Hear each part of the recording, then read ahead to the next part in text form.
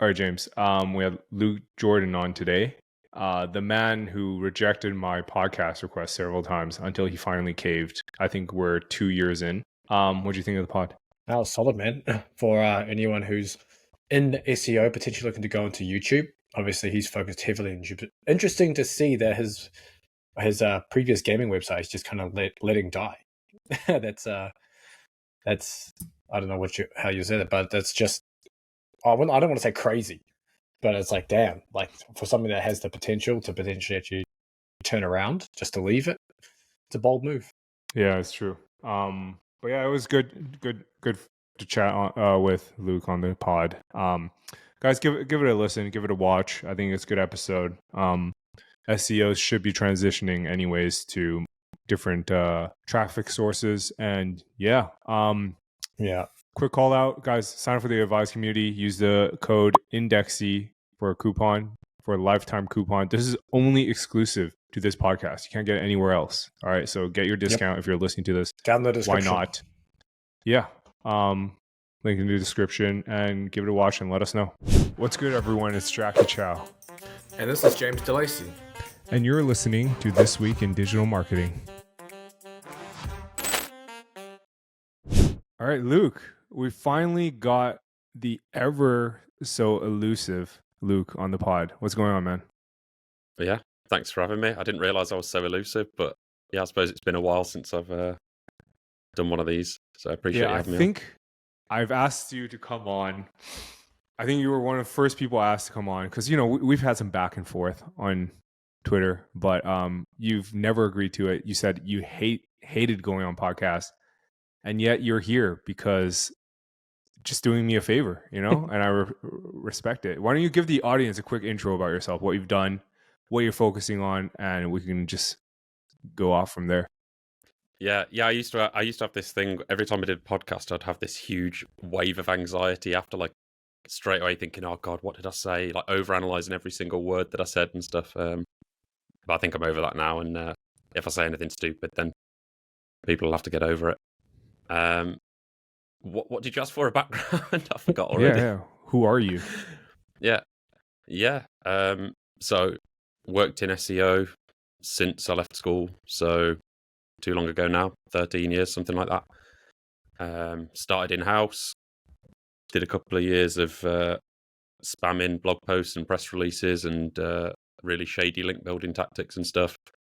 Went to an agency and then did about 2-3 years there, something like that. And then started my own projects in like 2016. And I've been running my own projects full time since then. And I've had some crazy ups and downs along the way. Great. Mostly downs recently. Yeah, how's that going? You're quite vocal about it. Can we talk about it, or what's your situation with that? Yeah. I'll talk about anything and everything. There's nothing really off limits for me. So your site is Diamondlobby. You've already doxed yourself, so I think we can talk about it. I don't think it got a complete smackdown, right? It's hit, but it's not like dead. So what are your plans for it? So for me, it is quite a funny situation for me where it's like, in my mind, like the business is dead. Like I've moved on from it. Essentially, I just have one person still working for it that just does YouTube stuff. The website like doesn't get updated. I've probably got 1 million plugins to update. Business, yeah, like our traffic just took such a hit, like pretty substantial, to the point where, like, you know, I know it was a site that people were keeping their eyes on in Ahrefs or SEMrush or wherever. And it's quite funny because people obviously share graphs, and I'm sure some people like my downfall. But it's quite funny, really, because my dead website still gets more traffic than most people's biggest websites. It just wasn't the model for me. Like gaming and gaming tutorials and stuff, like it was really fun and there was profit to be made. But like if you're not constantly hitting publish, you're already behind. So as soon as we started getting hit over and over again, I was like, even if we make this work, I don't think this is the model for me. So why would I put a load of effort into trying to save it? Obviously financially, but I don't do everything for money. So like, money's nice. Have you seen what sites are now ranking instead of you? Is it no? No. Is it just that you got hit and taken down, or are there certain sites like parasites and things like that that are ranking for your terms? So I've like really not looked at anything. Ah, So okay. my SEO, like my experience in SEO for the past 12 months really has been like pretty non-existent, because when we started getting hit and stuff, I kind of knew things that we should work on, and that became the focus. There's only so much time you can spend on things, so I was like, put all of my effort into doing the things I knew we needed to do. Didn't really look at what other people were doing or anything, and then it didn't pay off ultimately. And then I see all this stuff. I don't know when did the Parasite SEO stuff that I know Jackie was sharing a lot of, when did that really kick off? That must have been 6 months ago or 9 months ago, or Is it that long ago? was it only a couple of months ago? I don't know. Yeah, it's pretty sure it was that long ago, man. Yeah, it must be a Jeez. decent amount of time ago. So like, I just don't really have any knowledge of any of that. Obviously I know the basics and I know the sites you were using and stuff, but like at that point, that was like when I switched off from SEO. Like when all the Parasite stuff started becoming big and stuff, because obviously that coincided with the Google updates. So my site getting demolished and me being like, you know what, I'm moving on from this. That was when the Parasite stuff started to come to the fore. Mm-hmm. But yeah, I don't really know anything about that. And I was watching one of your videos recently, Jackie, and you said something like, obviously everyone knows about Parasite SEO, so I'm not going to go into it or something. I was like, actually, I don't know anything. That's fair. I mean, you've gone down the YouTube route now, right? Like, are you going like all in? Is that your main focus now? Like, what are you? If I asked you in a year, what are you going to be working on? Do you think it's going to be the YouTube game? So my main thing was just basically, I'm sick of relying on Google traffic, or I'm sick of relying on organic traffic, really. But like Google especially, I'm sick of just trying to optimize websites and pages and checking my analytics graph 20 times a day and worrying, like, are we going to be down? Like, if we go up, I never even really felt anything if we went up. I just tweet out a graph and get loads of likes and pat myself on the back. And then when we went down, or even when we didn't go down, I'd have that anxiety about going down. But my plan with YouTube isn't so much to be a YouTuber or whatever. I just think it's a much better way of driving immediate business compared to starting a blog or like trying to grow a blog over time, or even just like grow an agency over time or whatever. I think if you've got like a YouTube angle, you can just get people in straight away. So yeah, like right now, well, my plan was up until like yesterday or today to just be making my own videos that I don't focus on getting views. I'm just trying to reach a very, very specific type of person. And my aim is to be like highly monetized. So it's like, I have no subscribers, but I have a course, I have a service, I have agency like stuff that you can join. I have a newsletter that I don't even write, like I have a partner on. I'm rambling like mad here. But... Wait, so this is different to the Diamondlobby YouTube channel then, right? Does the Diamondlobby YouTube channel, is that still going on? Are you making those videos? No. So okay. We have a reviews channel, which is still going. We have like a really good creator that does like reviews gaming products. But no, like Diamondlobby is dead to me, basically. Damn, really? My own videos. It is quite funny. Sorry. Damn, you're just gonna like? Did you say just leave it? Basically, yeah. I mean, why not sell it? Well, I did explore the option of selling it, but I think the price I will earn a good amount by just letting it die. So it's really hard to find someone who will pay me even close to the amount I'll get just by letting it die. That's fair. So yeah, that's true. That's the logic there. I actually spoke with one of the brokers quite like probably before it actually like fully died, and I was talking about selling it and stuff.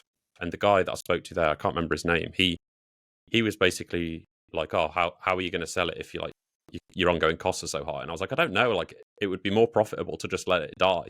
And this was when things were going well. And he just went, "And what are your thoughts on just letting it die?"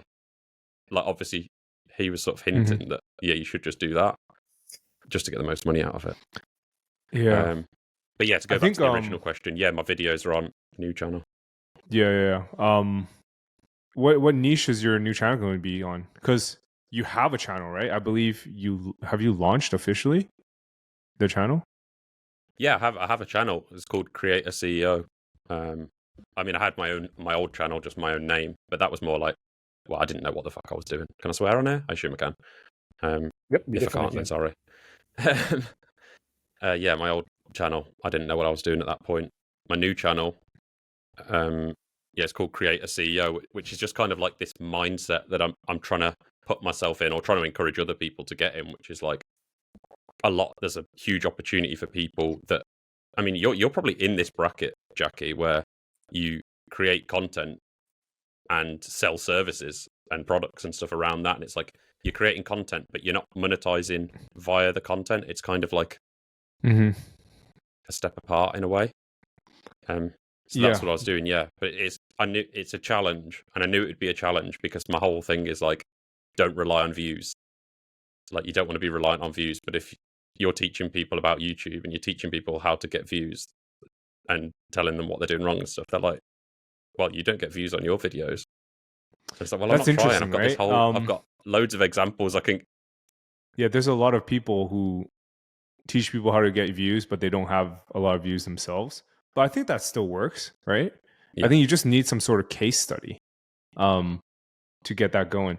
And fuck, I think we talked about this last time.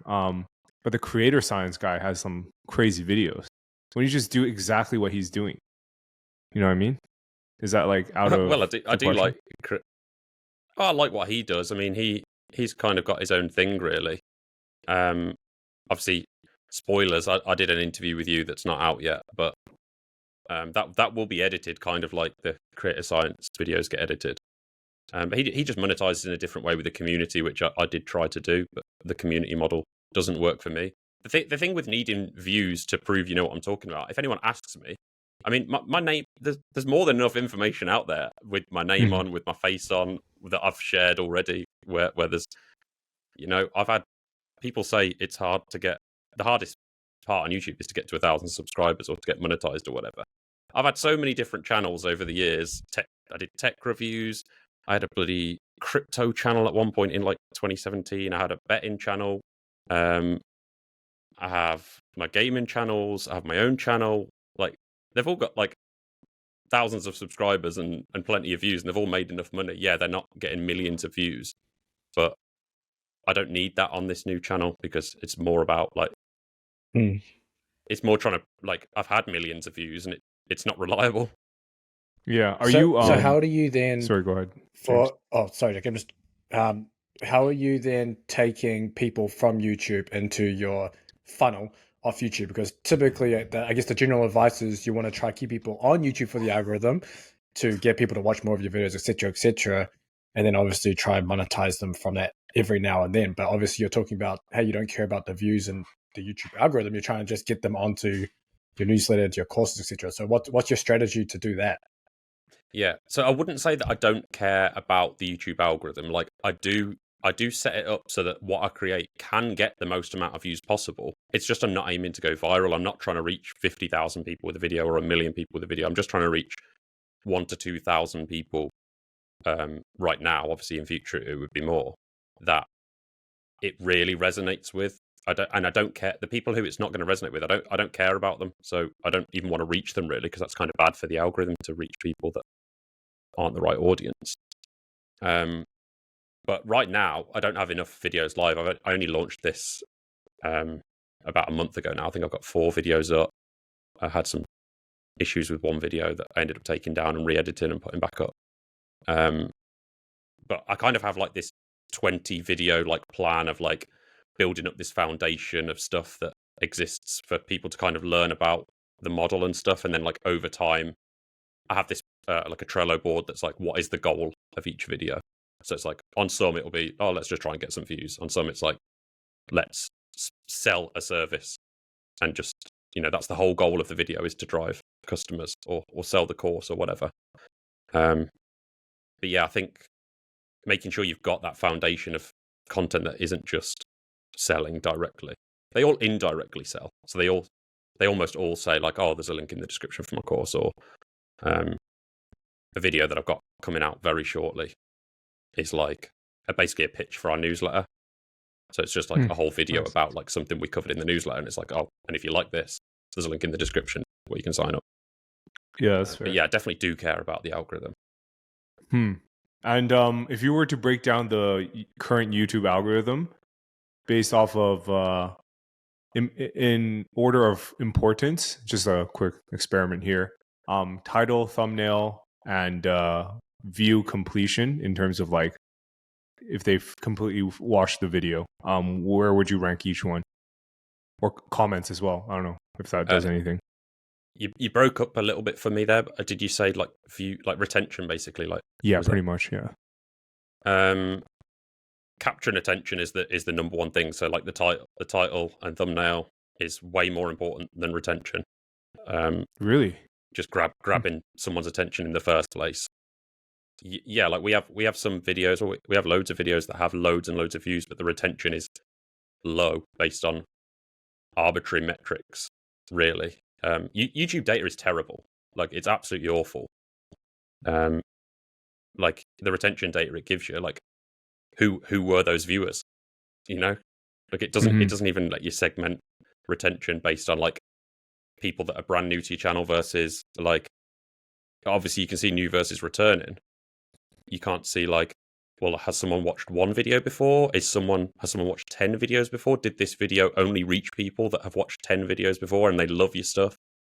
We have videos with terrible retention, quote unquote terrible, which have hundreds of thousands of views, and it's all because of the idea and the title and thumbnail. Yeah, that's interesting. Fuck. As for what's more important between the title and thumbnail, I don't really know. Yeah, man, this YouTube thing I have not quite cracked yet. I don't know. I wish I could figure it out. Dude, your channel's growing quick though. Your daily videos are pumping. Yeah, but it's not like tens of thousands of views. Which I think tens of thousands of views in the SEO space is quite a bit. But I don't know. I'm just always wanting more. I guess there has been a huge growth since I started like a month and a half ago. I think the first video was only like a couple hundred views. But now actually they all grow at the same time, which is kind of cool. But yeah, been making money from it, but I don't know. It's just not quite where I expected it to be. I think my internal goal by month 3 was like 10K views per video, but we're not even close. So I guess we'll see. Luke, what do you think? Should I, if you were in my position, keep pumping it because it's making a lot of money, really? Or should I change up my strategy, or should I sprinkle in some different strategies right now? Or, I don't know, what do you think? If you were in my position.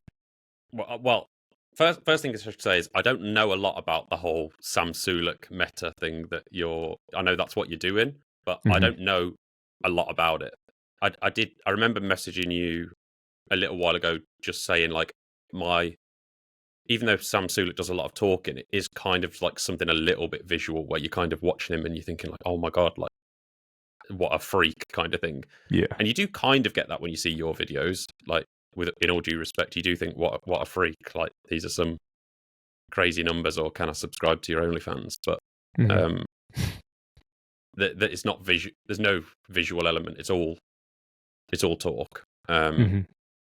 But so there's two ways to break this down, right? Like, should you continue with it? We just said it's making you loads of money, so is that not just the answer? As for the YouTube algorithm, like, I think what most people talk about, and the trap that I've fallen into many times in the past, including recently, is people think views is the dictator of success on YouTube, and it's just absolutely not. You know, I think you've had him on the podcast before, actually. What's he called? Like the brand wizard. Is he called Creator Wizard? Jake Thomas. No, that's Creator Hooks. Yeah, no, I'm on about the brand deal guy. Justin Moore? Yes, no, Justin. Yeah, Justin. So his videos, they get like less than 1,000 views per video, all about brand deals. I could be wrong. I should verify that. But I'm pretty sure relative to his size of his channel and stuff and how much effort he puts in, his videos are really good. They don't get many views. But I paid for his course. It's the only like expensive course I've ever bought, or the cohort thing. It was $3,000. Holy fuck. And when I joined it, there was like 40 other people in there, and he does that every quarter or whatever. So he's getting less than 1,000 views. He's getting 30, 40 people spending $3,000 each. He's making hundreds of thousands of dollars a year from less than 1,000 views to video, or a few thousand views to video, let's say. Interesting. So yeah, I would say carry on if it's making you money. Yeah. That's a interesting concept. So you think it's all from his YouTube videos, or do you think because he's pretty big on Twitter, or is it both? Maybe He does both. podcast appearances and stuff as well. Yeah. What I've noticed with YouTube, he's in lots of places, isn't he? Yeah, what I've noticed with my YouTube is it's mostly people who follow me on Twitter, and then the people who are able to sit through my daily ramblings are like pretty sold. They're in, type of thing.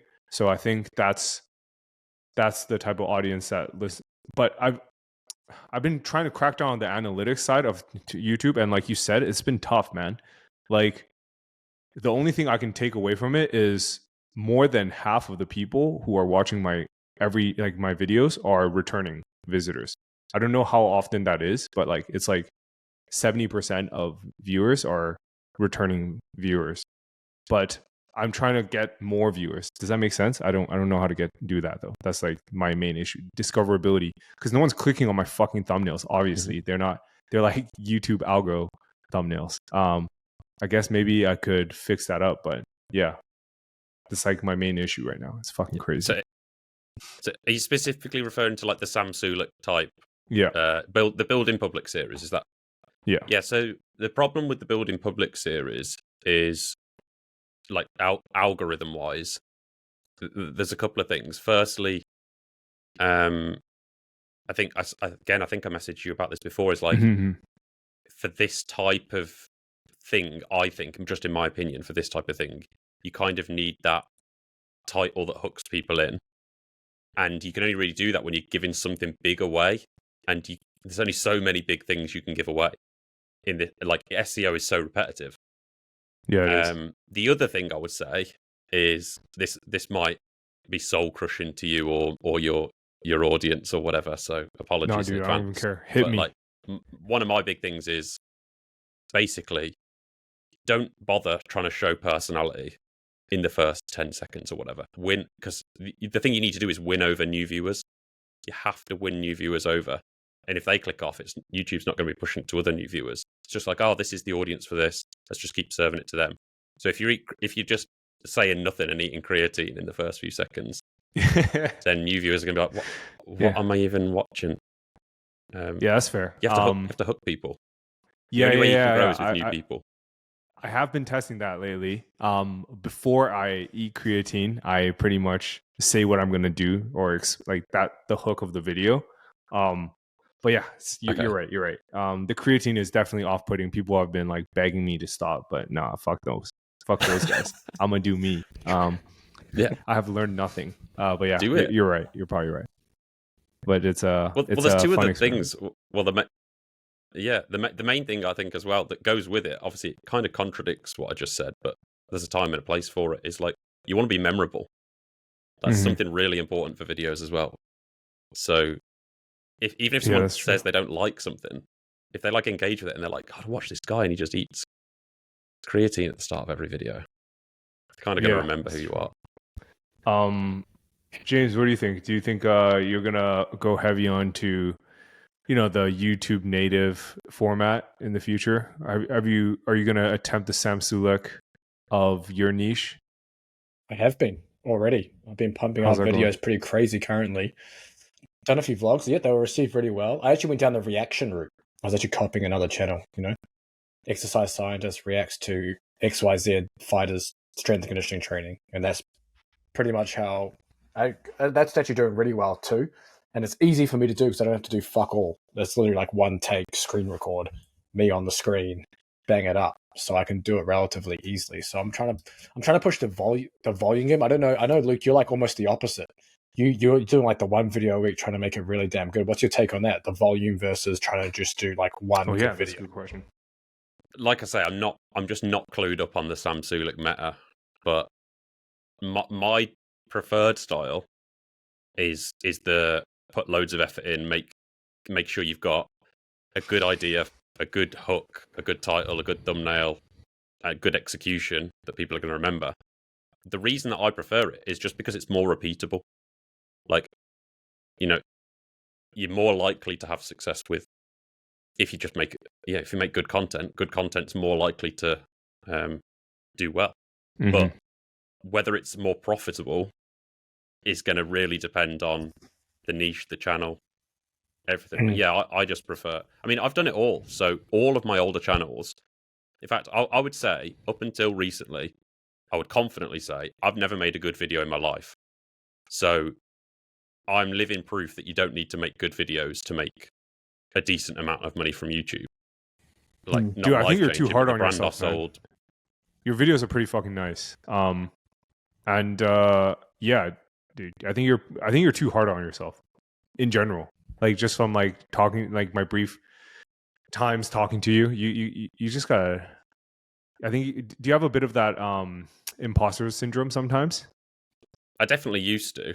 I'm not sure anymore. So like, talking objectively, if we take like the brand, like my old match betting site, the videos are all still up. They are awful. They're objectively terrible.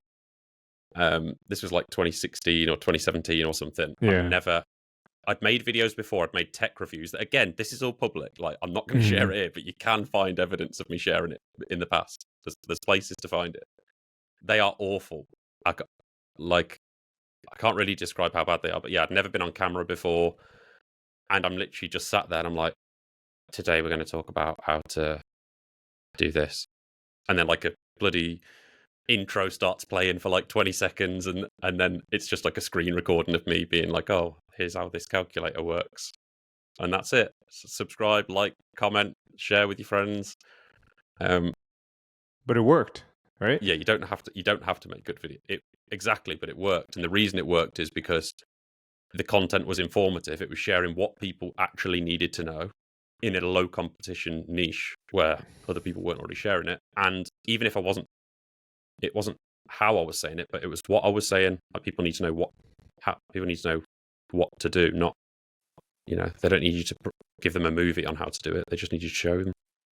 Yeah, that's fair. How are you doing content on your Creator CEO channel? How are you coming up with the ideas, the hook, and how the video should go? So I'm looking now at some of the videos here. The content creator dream is a lie. How to escape the creator trap, etc.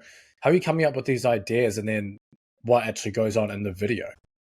So like I said before, there's kind of like a 20 video plan for this channel. The first two videos, the creator dream is a lie and how to escape the creator trap, they were kind of things that I just wanted there so that when I actually launch the channel or start mentioning other videos in future, there was something already on the channel for people to watch. And at the same time, those first two videos, they're almost for my existing audience. And it's kind of me just explaining, because, it sounds cringy to say I'm a public figure, which obviously I'm not, but there's 1,000 people or whatever in our industry that were following what I was doing. And they're all thinking, what's happened? What are you doing? So those videos were really just a way for me to say, I think this entire model is broken. Everything I was doing before, I think, was a bit of a mistake. This is what I now think, and this is the direction I'm going. They're just presented in a way that will make sense for new viewers. So if you're brand new, you've never heard my story or anything, the videos will make complete sense. Yeah. After that, I guess all I'm really trying to do at the minute is challenge people's perceptions to try to make them think a different way. So I've just taken different elements of YouTube that is like widely held opinions or widely shared advice, and just trying to be like, actually this, I have a video like everything you know about retention is a lie. Like we mentioned retention on here, and it kind of just breaks down a variety of different ways that retention is a terrible metric, and the things that people think influence retention actually don't. So like, going back to the question about why I prefer highly scripted videos or highly prepared videos is just because the script is the most important thing for retention. But I think people think like editing is like super important, and like, the TikTok flashy editing style and give me ADHD if I didn't already have it kind of thing. Yeah, that's true. Hey, Luke, quick question for you. Why did you start a new channel as opposed to posting on your like existing Luke Jordan channel? Because the audience just wasn't a good fit for it, really. Even though there was some crossover, I'd already seen on that channel. Like I said, I didn't really know what I was doing at this point. I was just making videos that were kind of. I think a lot of people have this mistake where they think like their audience avatar is themselves. So they're like, anything I'm interested in is. There's a lot of people like me, so there's going to be a lot of people out there that like the same things I do. So I'd make videos, and it was all related to money in some way. So it was like, oh, this is how I did this with SEO. This is how I made this much money with a YouTube channel. And then I had this video. A famous creator was what's he called, Moist Critical or Penguins or whatever he's called. I don't know if you've seen him before, but he's massive on YouTube. And it was a video sort of in his style, and it was called "I Got Rich in Crypto and Lost It All." Bit of clickbait that people weren't happy with, but it ended up getting like 350, 400,000 views or something from memory. Holy fuck! Nice. And then I did a follow up video to it that got, I don't know, it's just not as many views, but maybe like 30, 40k views in a day or something. All of a sudden, then I've got 7,000 subscribers, whatever. Probably 3,000 or 4,000 of them are like interested in crypto, and that's not what I talk about on the channel. It's kind of like it was kind of related to money and making money with websites and stuff. So already I had this huge portion of my audience that was dead, and then I can't go back to it now with something that again still isn't even a good fit for the audience that was the right audience on that channel. So I would always favor. Yeah. Why not double down on crypto? Why not double down on crypto on that channel?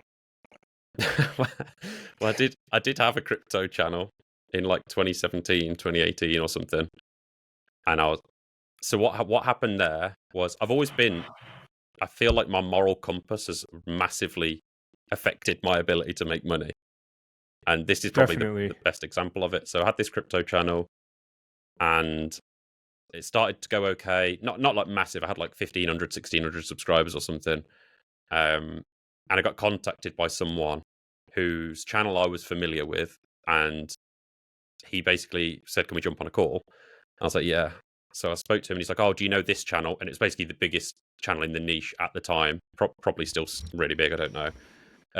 He's like, "So I fund him, and I want to fund you as well. Basically, you just shill any crypto that we want shilling." And holy shit! But the channel was called "In for a Shilling" as well. So as like a play on words. And at that point, I was suddenly feeling terrible. I was like, "Oh, I thought all these people were like fighting for the good fight, and now I've just realised that there's a load of shady shit going on." And then it started playing on my mind just for like a week, and then I was like, "You know what? I'm out. This ain't for me." But why not looking back now, what a decision! Sorry, why not be the white knight in the crypto space then? Well, there kind of was someone calling people out and stuff at that point who was doing well, and I was already basically copying all of his videos anyway. But yeah, looking back now, I'm really glad that I didn't. Again, I probably could have got really rich, but I don't know. Yeah, your I'm a do-gooder. Moral compass is definitely hindering your ability to make money, I think. But it's all right. You live and you learn. Next time you'll sell your soul. No, but I think it's yeah. I'm really interested to see how your new channel will do. I'm gonna stay subscribed there or get subscribed there. So when's the video coming out? The one with me? I'm hyped, man. Is that gonna be in the new year? So, well, originally, yeah, but then I moved it forward. But I expected so it's basically going to be my next video after the one that we're already working on now, which I already expected to be going up like today, but my editor hasn't got back to me yet, so I imagine that one's not going to be going up for another 2 or 3 days. So I guess between Christmas and New Year. Sick. Yeah, that's really soon. But it's funny you say it should be good. But it's funny you say you're looking forward to the channel and stuff so.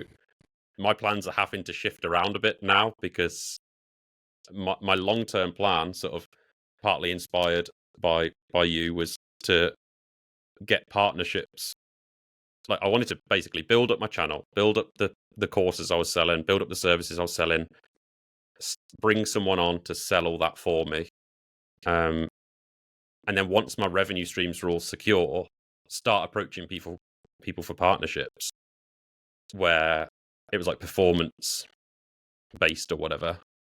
But then this opportunity came up literally yesterday, or Amazing. I think it was the day before. Then we hashed it out yesterday, where I was like, "This is a no-brainer. Like, cannot like if this goes ahead." I just thought I'll pitch it to this guy, and I was like, "I can help you. By the way, I'll do it for free." The upside was just absolutely huge, and for him as well. And then we literally thrashed it out yesterday, and today it's all signed and stuff. So Nice. the amount of time I'll have to actually work on that channel will now decrease already, because I've kind of already skipped about 6 steps on my business plan. But I'm still going to be doing videos. It's just probably not at the 1 a week rate that I already was. Yeah. What's the I guess you mentioned not to go too much into details of the partnership, but is it more on the YouTube side, content side? Is it a mix of both, or what's like the situation? So it's a YouTube creator that has no presence anywhere else, and basically has no intention of building a presence anywhere else. They're just kind of happy in their lane. Mm-hmm. So I was like, well, let me do it then. Let me make you a website and like email lists and like literally everything else you need. Just let me do it, and like we'll split it. And that's the deal. Amazing. Dude, that sounds super lucrative. If it's a big YouTuber, holy shit. Yeah, it's a big YouTuber. Fuck. So yeah, easy claps. It's one of them where for me it's like I have to take this risk. And for him it's just like you said before, it's just, why wouldn't I? It's free money potentially. I'm never going to do this. So yeah, this might sound like I'm trying to pitch me for future partnerships and stuff to people. I'm absolutely not. This is just I'm gonna be snowed Dude, no, under, man, pitch, but... please. Always Yeah. pitch. You should be put. I'm offended you didn't pitch more. It's an on this anti-pitch. channel. It's an anti-pitch. It's an anti-pitch. Buy my course if you want to learn some stuff. Don't try and Dude, partner with how are me. you going to monetize this? You mentioned the email list, the website and stuff. Are you just planning to put up blog content? You looking? Does this person have a service that they sell, etc.?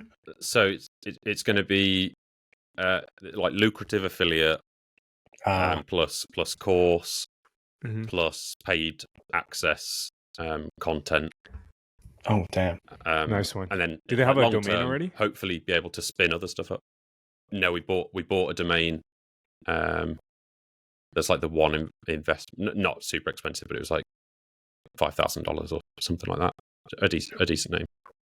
Okay, sick. Well, but yeah, that's a lot of money for the that's a lot of money for the domain for sure. But yeah, I guess it's worth it. Nice. That's exciting, man. That's great, especially if you tap on. How huge of a creator is it? Can you speak on that or no? They're big. Like you won't have heard of them. You won't have heard of them. Probably, but they're making a pretty nice living. Nice. Yeah, that's about all I can say, I think, at this stage. Yeah, no worries. I think my goal was to eventually get my brother to that stage, because I don't know if you know my brother. He's like a food creator, and he's like a couple 100K on TikTok, couple 100K on Instagram. I'm trying to get him on YouTube, shit like that. And he's got a domain already, got a couple pages up. Like I think he's DR mid-40s, just all from like guest appearances on like I don't know, Good Morning America or shit like that. I'm like priming him. I'm like, dude, I'm so ready to take over and just monetize for you. I'm so ready. But yeah, I think there's a huge wave of these like creators that are starting blogs, starting newsletters. Like I think one of Janice's good friends, his wife has like millions of TikTok subscribers, YouTube subscribers, so on and so forth. And her blog just pops the fuck off easily. She's like a DR fucking 30, and anything she posts, because she has like such great, other signals, people Googling her brand name. Anything she writes, like I think she ranked #1 for like best air fryer for a couple days right after she posted it. because she's like, oh yeah, just Google my air fryer guide, and then it became number one. But obviously it fell off because of like, I don't know, just lack of links or something. But yeah, it's just, I think there's a lot for you to do there. Especially if you can ask your creator friend to have certain CTAs in the YouTube, like in his videos, dude, it would be killer. Shit like, like stuff like in the local SEO space, if you ask your clients to Google and search directions to your location, that's like a huge positive signal. I think it's something similar in the Google space too. Like, yo, yeah, just Google, I don't know, indexy.com on Google and shit will pop off. I'm excited for you, man. So are you going to be focused on that moving forward? Yes, it's going to take up like half my time. Is kind of what I've allocated towards it. I've still got to put food on the table, so hopefully it just pops off straight away, but there's always a chance that it doesn't. And I'm in it for the long run kind of thing as well. It's interesting what you said about the TikTok and Instagram stuff, because straight away I was thinking like, so the thing I really like about the YouTube, like partnering with someone who's big on YouTube, is you can basically take all their videos and turn them into other pieces of content really easily, but the TikTok and Instagram thing doesn't translate as well. But then like, yeah, what you said about just immediately giving someone a CTA to check out something, I can see why. Yeah, I can see like why my brother once did a CTA. It's like, oh yeah, recipes on my blog. Doesn't even tell you where to find the blog. It's just recipes on my blog. His site broke. Like he crashed my WPX hosting.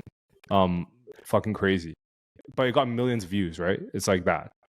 Stuff like those odd CTAs where they don't tell you exactly where to find it. It's just like, go find it type of thing. Is really good. Yeah, I think I need to do more testing. I just don't have enough reach for that.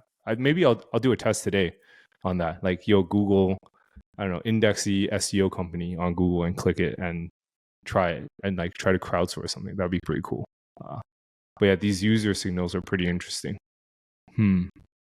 Yeah, we'll see. Yeah, dude, keep me posted on that front. Yeah, will do. I was just going to say on the CTA front, like you mentioned, there's this big golf creator, just massive, got like 1.4 million subscribers or something.